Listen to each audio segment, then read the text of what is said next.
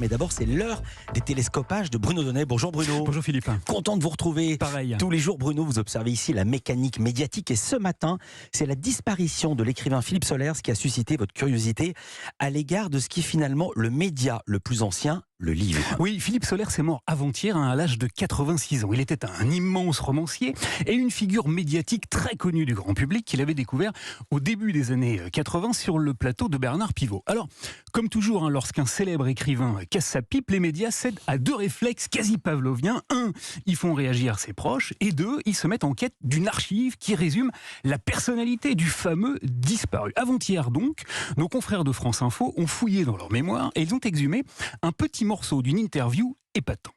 Vous savez Philippe que Solers, en plus d'être un auteur et un provocateur grantin, était aussi éditeur de la grande maison Gallimard. Seulement voilà, il trouvait qu'on publiait en France nettement trop de livres. Écoutez, il y a 10 livres, c'est faisable en qualité. Et encore, vous êtes très généreux. Mettez 4 ou 5 et ce serait vraiment une année exceptionnelle. Alors, Philippe Solers avait inventé un mot, un néologisme, une contraction entre les termes poubelle et publier. Lui disait publier, car il s'insurgeait qu'une somme considérable de livres finissent à la poubelle avant même d'avoir atteint le plus petit lecteur. Dans la poubelle que je dirige, qui est d'ailleurs très recherchée par Gallimard, par les clochards du coin, Gallimard a ses clochards attitrés qui viennent et ils remarquent ma poubelle et là, ils viennent, ils ont des livres gratos. Voilà, Solers y voyait là un problème économique majeur. C'est un des métiers où la perte d'argent est la plus considérable. Et il posait donc à voix haute une question extrêmement intéressante. Là, ça pose un problème de savoir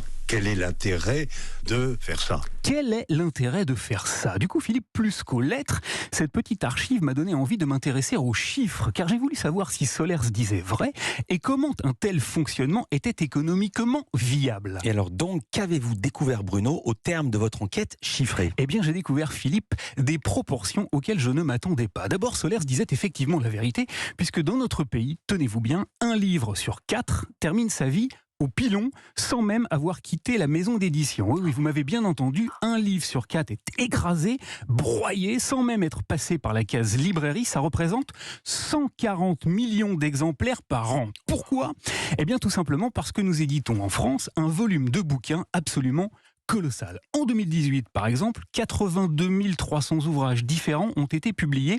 Ça fait plus de 225 livres par jour. Or, les Français n'en achètent que 6 en moyenne par an. Alors, comment un tel système peut-il fonctionner et survivre économiquement ? Eh bien, tout simplement parce qu'il est allègrement subventionné, financé par de l'argent public. L'année dernière, par exemple, le Centre national du livre, qui dépend du ministère de la Culture, a distribué un peu plus de 22 millions d'euros. 22 millions d'aides sonnantes et trébuchantes aux 4450 éditeurs, pas moins que compte notre pays. Ça s'appelle l'exception culturelle française, Philippe, un système très onéreux, certes, mais qui permet tout à la fois la création, la profusion et la recherche. En 1973, par exemple, un certain Philippe Solers, avait publié un livre intitulé H, un livre très expérimental, sans la moindre ponctuation, sans point, sans virgule, un livre qui n'a rencontré aucun succès auprès du grand public et dont de nombreux exemplaires ont donc terminé leur vie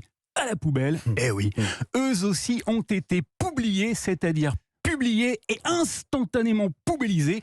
Un petit détail que le taquin Philippe Solers faisait semblant d'avoir oublié. Il faisait semblant seulement, comme vous. Merci beaucoup Bruno Donnet. À demain. À demain.